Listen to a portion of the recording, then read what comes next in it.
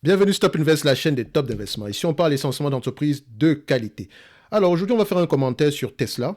OK, vous êtes rendu compte que Tesla, depuis à peu près, c'est plus haut au mois de, je pense, c'était le mois de novembre 2021.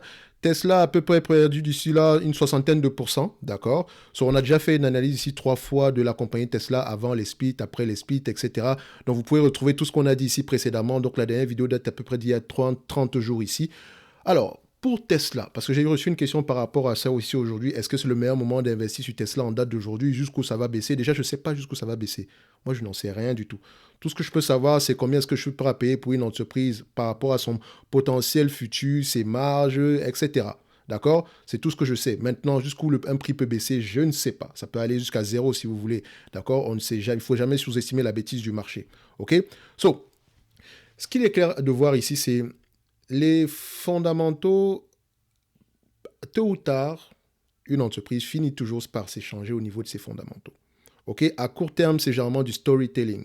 Donc ici, voiture électrique, first mover, augmentation des revenus, etc. Cybertruck, machin, machin. Ouais, à court terme, ça peut marcher.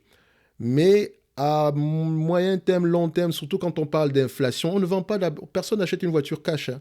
Donc déjà avec l'augmentation des taux d'intérêt, il y aura un ralentissement normal ici. Mais ça, c'est temporaire, d'accord? Donc on va essayer de lire un article ici du journal Capital ici pour essayer de déterminer enfin qu'est-ce que les gens pensent, etc. On va le commenter juste, ok? Donc Tesla subit une véritable descente aux enfers en bourse. Alors que le géant de la voiture électrique fondé par Elon Musk a fait un pic historique à plus de 400 dollars en 2022, l'action cote seulement à près de 156 dollars actuellement, soit un plongeon de 62% depuis le record. Et les perspectives apparaissent incertaines. Ok, déjà il faut qu'on s'arrête là.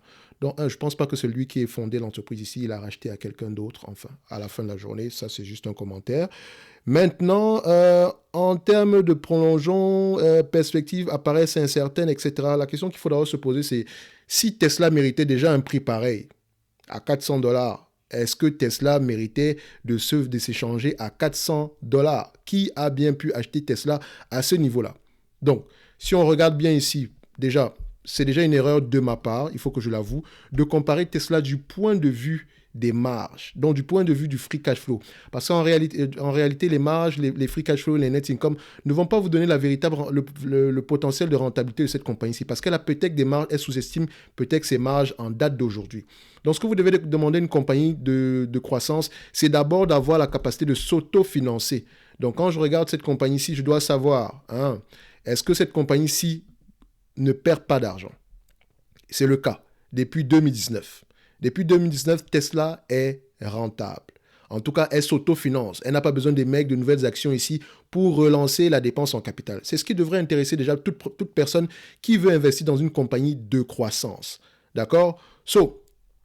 En termes de marge maintenant, si je prends cette entreprise et que je la compare par rapport, disons, au price to free cash flow, je pense pas que ce soit la meilleure manière d'évaluer l'entreprise en date d'aujourd'hui. Pourquoi? Parce qu'on ne sait même pas si les marges actuelles sont durables. Dans le sens où, actuellement, quand je prends les marges de free cash flow, d'accord, free cash flow, je prends ici les net income, d'accord, en termes de, je vais les comparer ici, on va mettre les deux. Donc, free cash flow, net income, donc je ferme ça ici. On met ça sur le même graphique. On va voir si les net income et les free cash flow parlent le même langage. Alors, où est-ce qu'il est ce document-là? Voilà, il est ici. On le met là. Donc, on voit ici que les free cash flow, le net income est plus élevé que les free cash flow. OK. Maintenant, on va regarder les marges de net income. D'accord? On prend les marges de net income. On se rend compte de quoi? On voit que Tesla a des marges de net income aux alentours de 15% sur les derniers, enfin, 15% jusqu'au mois de septembre 2022. Et si vous comparez Tesla avec les entreprises qui exercent dans le même secteur qu'elle, vous allez voir que Tesla a des marges un peu comme Ferrari. Pourtant, c'est un vendeur de voitures. Ferrari vend des voitures haut de gamme. Pourquoi est-ce que Tesla a des marges aussi élevées? Est-ce que c'est durable? Prenant en considération la conjoncture actuelle, qui voudrait que actuellement, les voitures neuves coûtent de plus en plus cher. Prenez juste l'exemple des voitures d'occasion qui sont parfois à un prix équivalent à la voiture neuve. Ok? Tout simplement parce qu'il y a pénurie. Pourtant, la demande est là. Or, la demande va tendre à ralentir ici. OK? Avec l'augmentation des taux d'intérêt, il y aura de moins en moins, en tout cas à moyen, à court terme, il y aura de moins en moins de demandes pour les voitures automobiles. Parce que dites-vous qu'en fait, si vous remarquez bien, la plupart des vendeurs de voitures ici sont à peu près des banques. C'est pour ça qu'ils ont généralement des PER très peu élevés parce que ce sont des compagnies financières également. Ce qui complexifie comment on appelle ça, ce qui complexifie généralement l'évaluation de ce genre d'entreprise-là. Donc Tesla aujourd'hui s'échange comme une compagnie enfin, à des niveaux comparables à une compagnie technologique. Les gens aiment bien raconter cette histoire-là. C'est une compagnie, c'est un vendeur de voitures. Ça va s'arrêter là. C'est un vendeur de voitures jusqu'à preuve du contraire. Donc actuellement, est-ce que les marges actuelles sont tenables? Point d'interrogation. Tout simplement parce que si vous regardez bien Tesla ici, en termes de marge, Tesla a des marges pareilles et ces marges-là sont dues à une seule chose, enfin, à plusieurs, c'est un ensemble de plusieurs choses ici, notamment parce que Tesla est verticalement intégré. Et quand je parle de verticalement intégré, c'est-à-dire que du point de vue de la production à la vente finale, Tesla est son propre concessionnaire. Donc, il n'y a pas de middleman au-dessus, donc ça nous permet d'économiser en termes de marge. Et également, en termes de marketing, vous allez vous rendre compte que Tesla ne fait pas beaucoup de publicité. Ils ne font pas beaucoup de publicité. Si vous regardez la dépense en publicité dans marketing par rapport au pourcentage du revenu ici, est-ce qu'on a cette information ici? Marketing expense, on va juste... Est-ce que j'aime...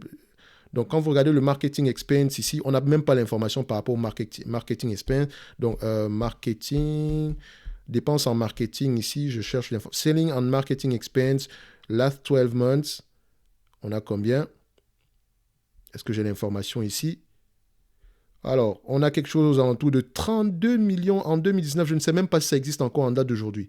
Selling and marketing expense, voilà, les dépenses en marketing ne sont pas si élevées que ça pour cette compagnie-ci. Pourtant, si vous prenez prenons Toyota, qui est l'une des compagnies les mieux gérées également dans ce domaine-ci, d'accord. Déjà, vous voyez que les free cash flow sont en dents de scie. Quand on prend le selling and marketing expense, ici, comme c'est un proxy, hein, c'est pas le truc, c'est pas le chiffre exact. Donc ici, on ne donne même pas la bonne information. Donc, de toutes les façons, en 2019, vous voyez déjà qu'on était à peu près, nous, on dépensait près de 4 milliards ici. D'accord? Pourtant, on a Tesla en tant qu'affaire peut-être 3 fois moins de revenus que cette compagnie-ci. Donc, techniquement, on devrait avoir quelque chose aux alentours de 1 milliard par là à dépenser pour le même type de revenus. Mais non. Donc, Tesla économise de l'argent à ce niveau-là. C'est ça qui lui permet à peu près d'avoir des marges assez élevées. D'accord? Donc, est-ce que c'est durable maintenant? C'est leur modèle d'affaires. Est-ce qu'il sera copié tôt ou tard? Point d'interrogation. Dites-vous que dans le secteur automobile, le prix est important. Le prix, la fiabilité, etc. Donc, c'est vraiment important. C'est une question de gestion des coûts ici. Donc, ce que Tesla fait ici aujourd'hui, ce modèle-là pourrait être copié. D'accord? Donc, hormis la technologie, etc., oui. Mais on pourrait copier ce modèle-là déjà. Donc, est-ce que les marges sont durables? Point d'interrogation. On revient à l'article ici. Blablabla. Donc, les prochains mois seront un énorme test pour Tesla qui sera confronté à la faible confiance des investisseurs, aux problèmes persistants en Chine, nombreux scandales et déboires et ralentissement des commandes, au point d'interrogation sur la demande qui ralentit plus que prévu aux États-Unis, en Europe, et la détérioration de la réputation de la marque. Donc, ça, c'est normal. Maintenant, détérioration de la réputation de la marque, là, maintenant, je ne sais pas. Je ne sais pas par rapport à quoi ils le disent, OK? Est-ce que réputation, ça veut dire par rapport à la hype? Point d'interrogation. Donc, nous, déjà ici, je dis, ce qui nous devrait intéresser un investisseur, c'est est-ce que le ralentissement ici aux États-Unis, en Europe, c'est normal? Parce qu'ici, on parle d'augmentation des taux d'intérêt. Maintenant, les différents déboires en Chine, ralentissement des commandes, etc., il faudrait aller regarder ça ici. Ralentir les commandes, ça ne veut pas dire baisse des commandes, ça ne veut pas dire ici que l'entreprise n'est plus de croissance. Ça pourrait être temporaire, OK? Parce que la période actuelle est compliquée. Dernièrement, la chute du cours a été amplifiée par les ventes massives d'actions Tesla consenties par Elon Musk. Il faut déjà savoir que Elon Musk ici ne récupère aucun salaire de Tesla. Son salaire ici, ce sont les stock options. Donc, à un moment donné, il faut bien qu'il cash out. D'accord? Donc, au cours de la nuit dernière, Elon Musk a vendu 22 millions d'actions Tesla supplémentaires pour 3,6 milliards de dollars. Le cours de l'action Tesla étant en chute libre, ce n'est pas le cadeau de Noël que les investisseurs attendaient. Ironise le courtier. C'est normal. Alors, même à la fin de la journée, si on vous achetez quelque chose à 400 dollars, c'est normal. À un moment donné, tout ce qui monte finit par redescendre. OK? Donc, le prix n'était pas déjà justifié. Donc, on ne doit pas être étonné de la baisse la chute du titre ici. Franchement, c'est de la mauvaise foi de dire qu'on est étonné ou bien cadeau de Noël, ce genre de bêtises-là. Franchement, Elon Musk, c'est une bonne décision de vendre ses actions en date d'aujourd'hui. Moi, j'aurais fait la même chose. OK? Donc, si vous prenez Tesla ici, parce qu'il ne faut pas juste regarder Tesla sur les 5 dernières années, excusez-moi, on est à près de 6 fois ce qu'on a eu ici en 2017. D'accord? Si on prend le max ici, depuis que l'entreprise est cotée en bourse, Non, on va prendre les 5 dernières années. On a déjà quelque chose d'assez correct. Même sur les 2 dernières années ici, c'est déjà assez correct. Même si on prend à partir de 2021 ici, disons janvier 2021, on va le dire comme ça, on a quelque chose, voilà. C'est dans la tendance du marché, surtout pour une compagnie automobile. Et encore en 2021, elle s'est permis d'avoir des prix encore plus bas que ça. Donc, si on prend ici au plus bas de 2021, vous avez moins 20%. Mais si quelqu'un l'a acheté en 2020 ici, regardez ceci, ça c'était le plus haut à une certaine période. Ça, c'est la période de la pandémie. La pandémie à ce niveau-ci, vous vous rendez compte, ce n'est même plus visible. Ce n'est même plus visible. Donc Tesla a connu une bonne ride ici, d'accord? Bon, enfin, une bonne montée ici. Et également, elle a prouvé qu'elle pouvait être bénéficiaire. Je ne pense pas que quelqu'un qui a acheté du Tesla aux alentours de 50, 60, 40, 30 dollars a à s'inquiéter par rapport à la baisse du cours en date d'aujourd'hui. Ce n'est que normal, ok? Ce n'est que normal. Donc ce sont des gens qui vont peut-être vendre. C'est tout à fait normal que Elon Musk ait des stock options. C'est normal qu'ils vendent à la fin de la journée. D'accord? So, on continue ici. Alors, où est-ce qu'on était? Ionise sur un an, les ventes de... OK. Donc ici, on dit que le cours de l'action étant en chute libre, donc ironise un courtier, donc sur un an, les ventes d'Elon Musk ont atteint plus de 40 milliards de dollars, un pactole qui a servi à financer le rachat de Twitter par l'iconoclaste milliardaire. Alors que Twitter semble être un gouffre financier sans fin, la question est de savoir quand Elon Musk, qui tend à délaisser quelque peu le constructeur automobile au profit du réseau social, cessera de vendre des actions Tesla. Est-ce que c'est ça la question? Moi, je pense que la question est de savoir, à un moment donné, est-ce que les marges de Tesla sont durables dans le futur? Le prix, le fait qu'ils vendent ses actions, etc., c'est normal qu'ils les vendent. Vous ne savez pas combien il les a achetées. Et c'est normal de cash out, surtout s'il a des engagements ailleurs. Ça ne veut pas dire qu'il ne croit pas à l'entreprise. Non, pas du tout. D'accord? Donc, surtout que c'est quelqu'un qui a mis ses derniers dollars, ses derniers millions de dollars cette entreprise quand personne ne croyait en lui. D'accord? Donc, faites très attention ici. Ce n'est pas ce qui devrait intéresser un investisseur. Ce qui devrait nous intéresser, nous, en tant qu'investisseurs, c'est si le prix actuel est justifié par rapport au potentiel de croissance future. D'accord? C'est ça la question la plus importante et non celle-là. Donc, Elon Musk semble être concentré au laser sur Twitter au lieu de son enfant chéri Tesla, renchéri Wedbush Security.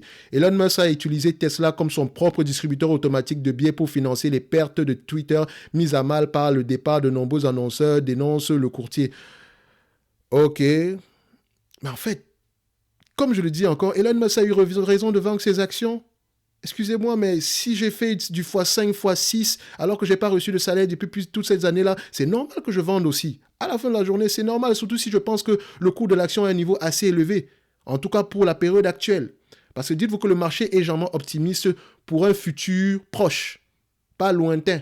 Même s'il semble être, à court terme, il semble toujours regarder le futur lointain, mais à la fin de la journée, c'est le futur dans 12-24 mois qui intéresse le marché en date d'aujourd'hui. Et là, on parle de ralentissement, donc je pense que cette phrase ici n'a pas lieu d'être, distributeur automatique, etc. Donc, il faut faire attention.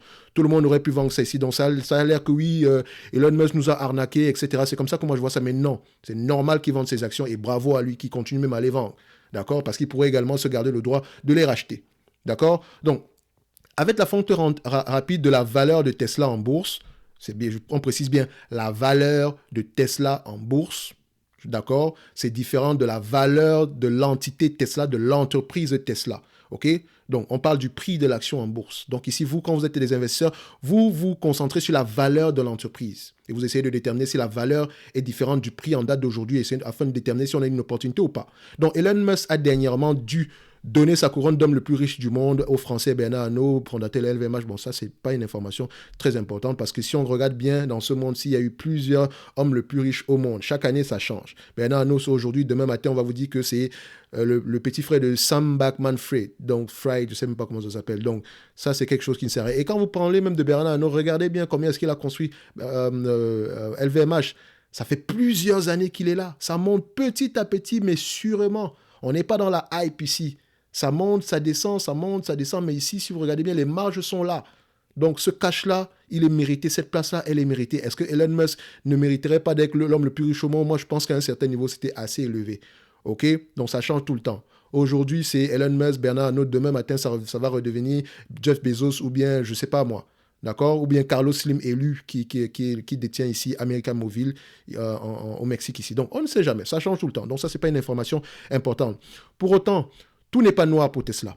Le véhicule électrique continue à gagner du terrain et son adoption s'accélère, tandis que les profits du constructeur se sont envolés au troisième trimestre et RBC Capital s'attend à une envolée de 32% des livraisons au quatrième trimestre. Du coup, l'action Tesla qui paraissait faire l'objet à raison d'une bulle massive l'an dernier est tombée à des niveaux de valorisation moins aberrants, mais encore très supérieurs à ceux des grands concurrents cotés. Donc, c'est vrai que si vous voulez comparer Tesla à ses concurrents, ça va être un peu difficile parce que dans ce secteur-là, c'est 15 fois les bénéfices, c'est max. Encore, les personnes qui justifient des marges des PER plus élevés, c'est peut-être des entreprises comme Ferrari. Et encore, Ferrari, c'est du luxe à la fin de la journée. Donc, les gens qui achètent des Ferrari ici ont les moyens. D'accord? Ils ont les moyens. Même en période difficile, ils peuvent se permettre de faire un emprunt ou bien de payer en cash. Surtout que ce sont des voitures également qui prennent de la valeur. D'accord? Vous savez que les riches aiment bien ça. J'achète uniquement des choses qui prennent de la valeur.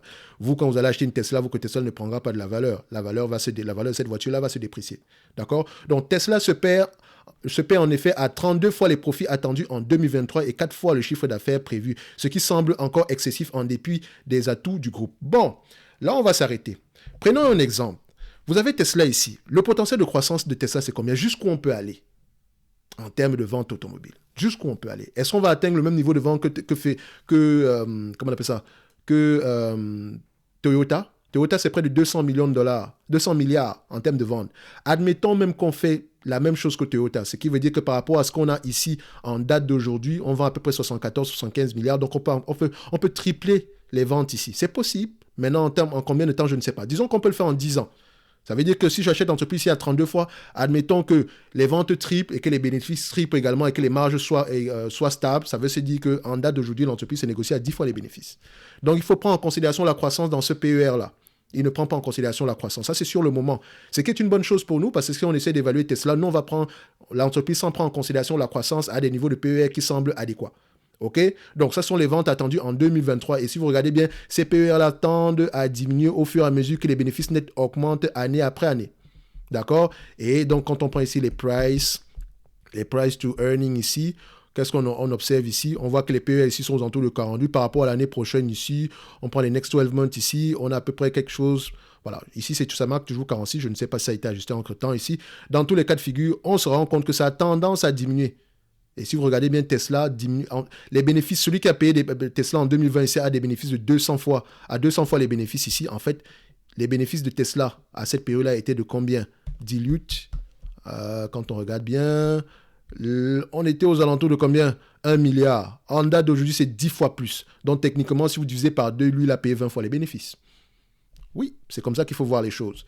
Donc, on continue avec l'article ici, blablabla, à tout du groupe marchand.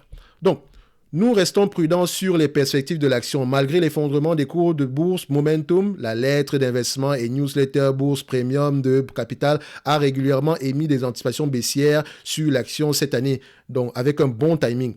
Ouais, moi aussi je l'ai fait, avec un bon timing d'ailleurs. Donc j'aimerais juste préciser ça aussi. Donc ça veut dire que si vous allez regarder mes anciennes vidéos, c'était ça là ici, vous allez voir que depuis le début, et je pense que la première vidéo date à peu près on était aux alentours, je pense qu'on était à peu près vers ces zones-ci, ouais, quelque part par là ici.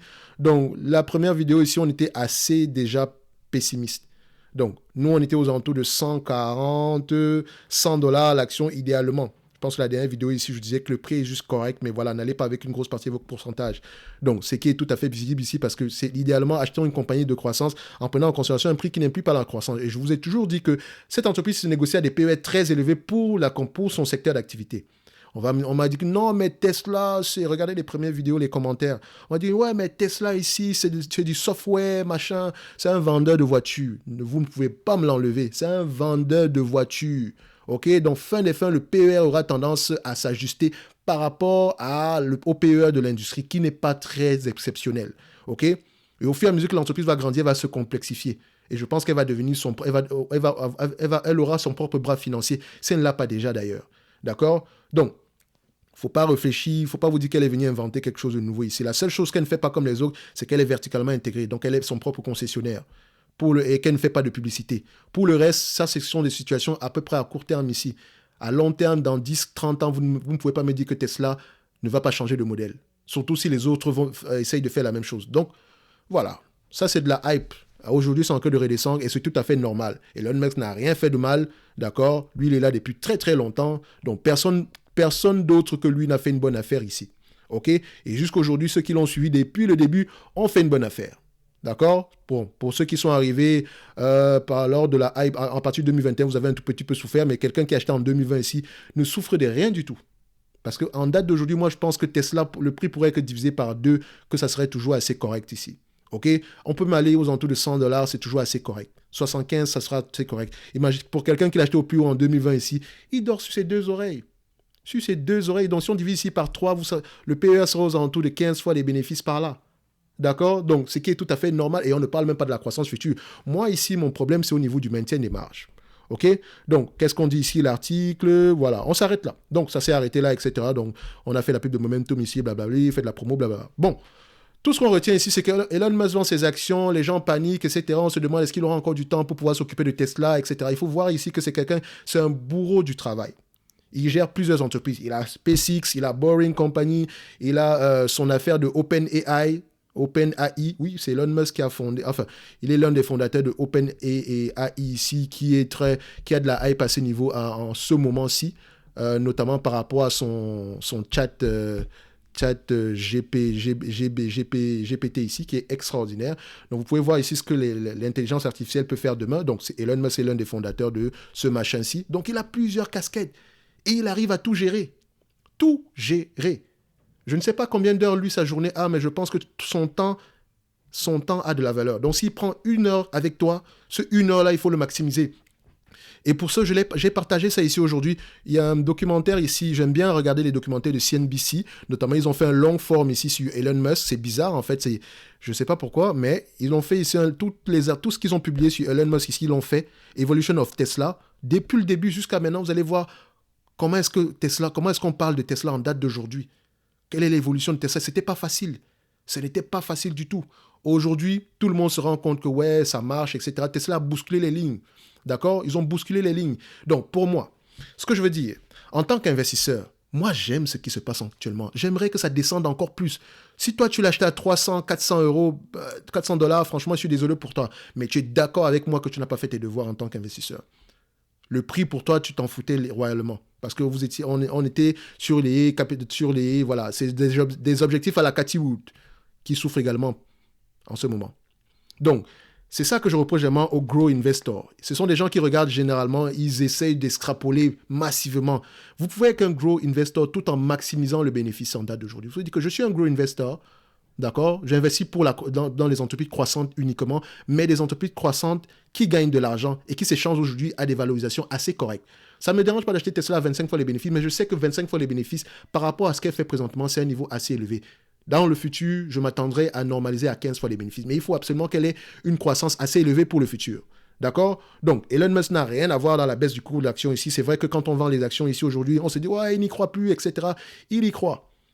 Maintenant, je ne sais pas comment il arrive à gérer plusieurs entreprises ici, d'accord, et avoir de la performance. Semble-t-il qu'il délègue énormément beaucoup, mais il vérifie, il contrôle. D'accord? Il est sur SpaceX, il est sur Tesla, il est sur Boring Company, il est sur Twitter maintenant. Mais ça ne veut pas dire qu'il ne surveille pas ses affaires. Hein. Attention, peut-être qu'on vous dit ici qu'en une journée, c'est un gars qui peut dormir 4 heures, max. Et il travaille 20 heures intensément.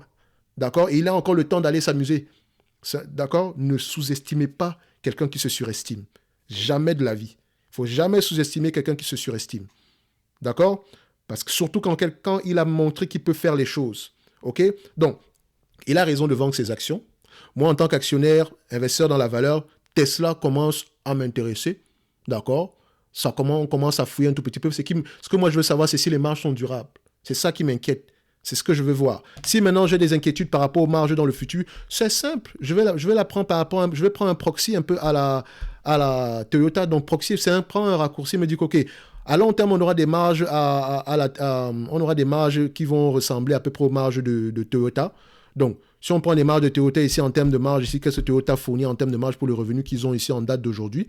Si on a des marges aux alentours ici de 8% par là, 8 à 10% sur les derniers mois. Si vous voyez que même Toyota ici a des revenus, a des marges très élevées actuellement, tout simplement parce qu'il y avait une certaine pénurie ici. D'accord? Donc, la moyenne est aux alentours de 7 à 8 fois par là. 7 à 8% par là. Si vous mettez 8% ici par rapport à Tesla, vous vous dites que dans les 10 prochaines années, ils vont doubler au moins le niveau de vente ici aujourd'hui. Donc 150 milliards ici, multiplié par 0,08% ici, disons même 10%, ils ont le potentiel de le faire. Soyons très gentils. Multiplions ici par 15 fois les bénéfices, qui sera peut-être la moyenne de l'industrie ici, ça fait 225 milliards. D'accord? Aujourd'hui, j'ai été très pessimiste en le faisant même déjà. D'accord? Tesla s'échange à combien ici aujourd'hui? Ça, c'est Stellantis. TSLA. Donc ici, Tesla s'échange à peu près à combien? On a 400 millions. On a à peu près à combien? 493 pour le moment.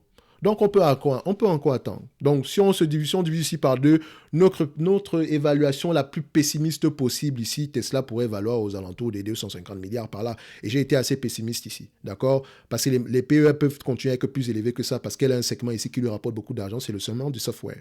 Mais ce n'est pas une entreprise qui vend du software. Donc, il y a également beaucoup de choses qu'on pourrait développer. Mais ce n'est pas encore le moment. Tout ceci, je vais les mettre ici sur ce que je vais appeler la série sur le gâteau. OK? Donc, tout ce qui concerne le software, tout ce qui concerne ici les robots taxis, machin, on va mettre ça sur la série, sur le gâteau. Et n'oubliez pas que ce n'est pas la seule gamme de voitures que Tesla va faire dernièrement. Ici, j'ai vu qu'ils ont commencé à livrer des camions. D'accord? Le Cybertruck va rentrer également. Et voilà, tout ce que Tesla fait ici, semblerait-il que les gens aiment ça. Je ne sais pas si ça va marcher ou pas, mais dites-vous que la concurrence ne dort pas. La concurrence ne dort pas. Ne réagissez pas comme si Tesla était la seule à évoluer dans ce segment d'activité-là. Et les autres ne dorment pas. D'accord? Stellantis ne dort pas. Volkswagen ne dort pas. D'accord? Mercedes ne dort pas. Toyota ne dort pas. Renault ne dort pas. Donc, les Chinois également ne dorment pas. Donc, la concurrence ici est généralement basée sur le prix. Donc, dites-vous qu'on va faire concurrence sur le prix. Maintenant, Tesla, avec son logiciel, etc., je ne sais pas ce que ça va donner. Mais moi, aujourd'hui, Tesla, voilà, on va l'attendre à 100 € par là. Commençons par là déjà, au début. D'accord? Si quelqu'un veut rentrer en date d'aujourd'hui, n'allez pas avec une grosse partie de vos pourcentages parce que les taux d'intérêt feront mal à cette compagnie-ci, même si elle continue à avoir de la croissance ici. OK? Donc, ceci n'est que mon avis sur Tesla. Je reste ici sur la même tendance que ce qu'on avait fait sur la dernière vidéo ici. D'accord? Sur la dernière ici, donc celle-ci. Donc, ici, c'était juste pour essayer à peu près de dire qu'en date d'aujourd'hui, rien n'est étonnant par rapport à ce qui se déroule présentement. C'est tout à fait normal. D'accord? On le dit depuis plusieurs mois. Et si vous avez à peu près si vous connaissez à peu près l'histoire sur les marchés financiers, l'histoire à peu près sur ce genre d'industrie, si vous savez que les taux d'intérêt nous font mal. D'accord? Les taux d'intérêt font mal. Les affaires d'aller regarder la hype, la Fed, qu'est-ce qu'ils ont fait aujourd'hui, le pivot, machin, on s'en fout.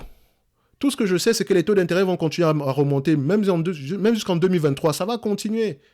D'accord? Il faut regarder l'évolution des taux d'intérêt ici sur 6 mois.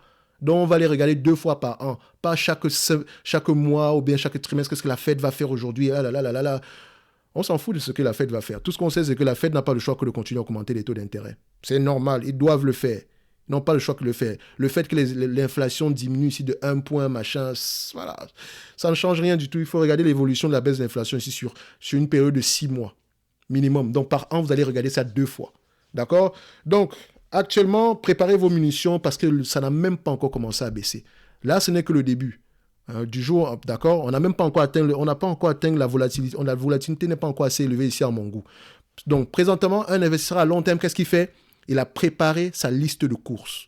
Comme vous avez vu ce qu'on est en train de faire présentement concernant les différents secteurs d'activité, etc., les entreprises qui peuvent être intéressantes, même si elles ne sont pas sous-évaluées en date d'aujourd'hui, c'est ce que vous devez faire. Vous devez avoir votre liste de courses. Et vous devez la segmenter par rapport aux entreprises extrêmement intéressantes. Aujourd'hui, si j'attends patiemment du Air Liquide, si vous essayez de me proposer Air Liquide à un prix qui m'intéresse, disons, voilà, à la moitié de ce qu'on propose ici aujourd'hui, je vais l'acheter tous les jours. D'accord? Aujourd'hui, par exemple, les entreprises qui sont dans le secteur ici, voilà, des télécommunications, même si on dit, ouais, la dette, etc., moi, je ne vois pas qu'il y a une dette élevée. Peut-être également, je peux être très aveuglé ici, mais je vous dis, ce sont des entreprises qui s'échangeaient ici à des prix très, très élevés. Google s'échangeait à des prix très, très élevés. Aujourd'hui, on commence à redescendre sur terre, mais la croissance est toujours là. OK? Donc, faites attention. C'est maintenant qu'il faut commencer à avoir votre liste de courses. D'accord? Commencez à voir les entreprises qui vous intéressent. Et voilà, pour celles-là, uniquement, concentrez-vous dessus. Tesla, aujourd'hui, tout ce que ça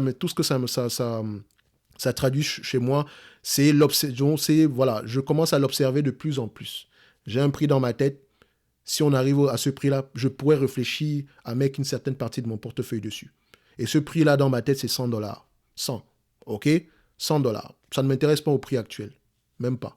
Donc, on peut, même à 100 dollars, on pourrait arriver à 100 dollars. Je pourrais me dire, bon, techniquement, je veux encore plus. Mais à 100 dollars, déjà, ça sera assez intéressant. OK?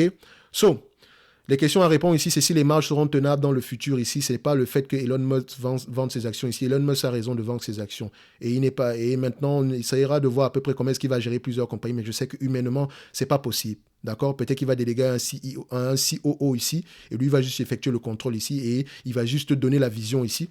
Donc, c'est tout à fait possible de le faire ici. Mais, voilà. Je ne suis pas un surhumain. D'accord? Je constate juste. Alors, c'est tout pour aujourd'hui. On va se donner rendez-vous sur la prochaine vidéo ici. Pour ceux qui détiennent du Tesla ici aux alentours de 200, 150, etc. J'espère qu'il n'y a pas une grosse partie de votre portefeuille dessus.